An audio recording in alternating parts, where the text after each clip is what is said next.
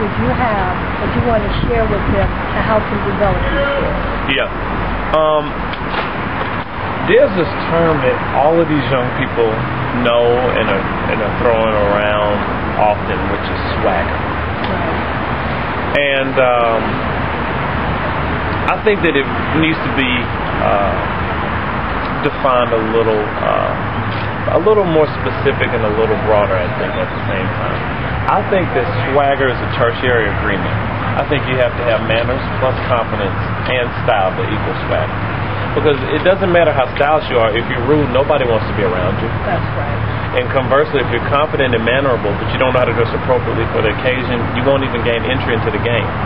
And so my talk is going to really lay out my philosophy about that, how I've come to that, and then I'm going to share some personal stories, because the one thing I've noticed with young people is because they have the internet, this is their plan. They do this. They're like, okay, so what do? You run a blog, periodical. All right, I want to do what you want that you do. All right, now how did you get to where you are?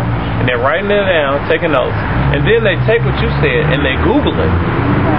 And then they take the shortest version between what they've Googled and what you said, and that becomes their plan, which is not a plan for excellence.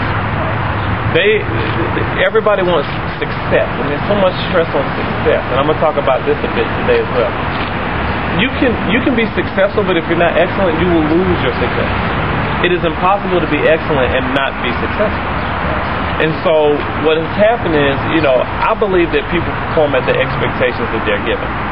And the expectations are just far too low nationwide. I mean, they're far too low from an integrity standpoint, from an educational standpoint, just across the board. And so there's a different level of excellence that's needed, because the reality is they're not competing with people in Pittsburgh for jobs. They're competing in the global economy. And you see how much industry has come here, right? So, I mean, please, Google just set up here, like everybody's here. So they're literally competing in the global economy, and those folks not only are doing their best to make sure that they can compete, but they also know another language. Right. So you have to be another level of excellence in this time in order to make it. But what's happening is you have all of this reality television, so it's made it so there are twice as many celebrities. So celebrity culture is at an all-time high, and it's a goal. People want to be famous as like, that's what I want to be. I want to be famous. I didn't grow up thinking I want to be famous. That wasn't a goal. You know what I mean? And so we got to turn things around and give them some short-term goals to reach for, so that they can stay on track. Because with the low expectations but not striving for excellence, it is literally an appetite for destruction. And that's what we're seeing in today's youth. So, I'm going to really lay out a framework and tell a lot of my personal stories and how I was able to get here, because they connect to that. They can connect. It's like you can say, I'm going to be saying a lot of the same things that their parents are saying, but I have a different credibility with them. That I'm relevant on, in the TV and the music scene, doing a lot of the same things that they're doing. But I had the same message. But I have I speak their language, I think that they're going to really, I'll probably be watering a lot of seeds versus planting more seeds, I think, today, because I think some of them get it. But then again, stuff has really skipped over a couple of generations. So I will be planting seeds. And so, I really want to get them driven, so when they go to these idea lounges, they look at this as, listen, this is an incredible opportunity. Regardless if you win the money to get your grant, being able to communicate your idea to somebody effectively is a priceless skill. And that's what these kids are going to learn today.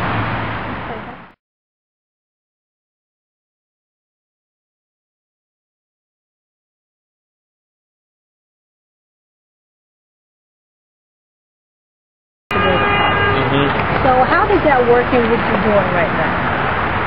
This is also a very interesting campaign to help people better themselves. It's true. Well, one of the things that I found when the ad council reached out to me about the Know How to Go campaign is, first of all, kids don't even know how to get to school. Like, counselors are dealing with so much riffraff and mess. The kids don't even know. They just think that they're going to get a letter in the mail and I can go to college. Like, seriously. And this bugged me out.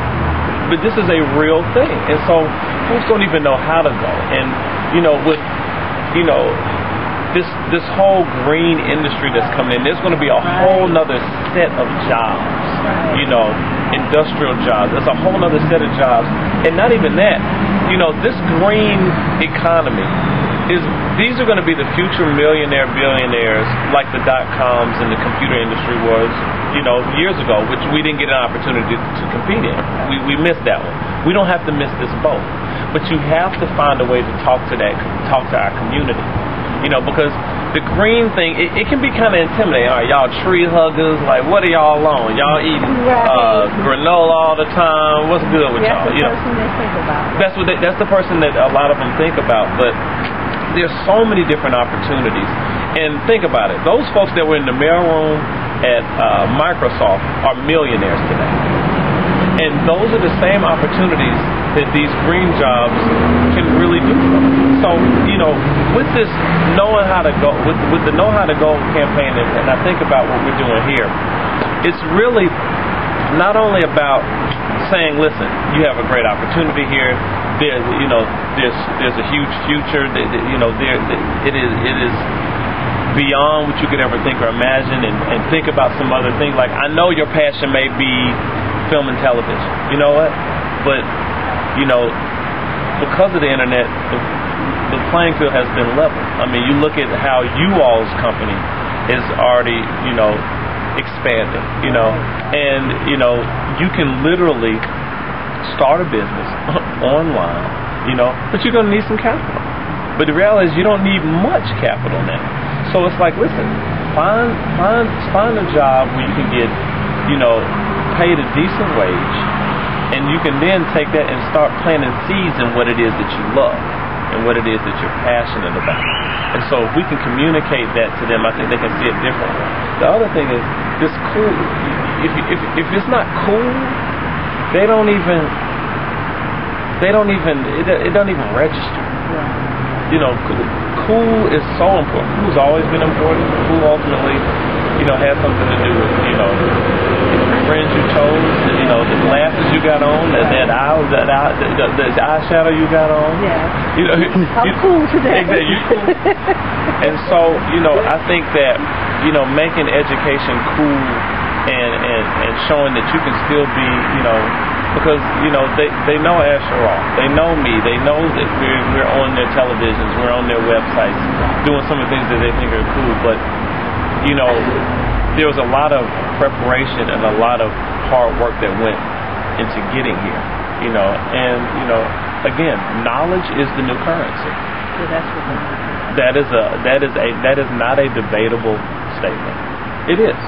Every job that will be opening up, Obama's telling us, in the next 3 years, you're going to have at least a college education.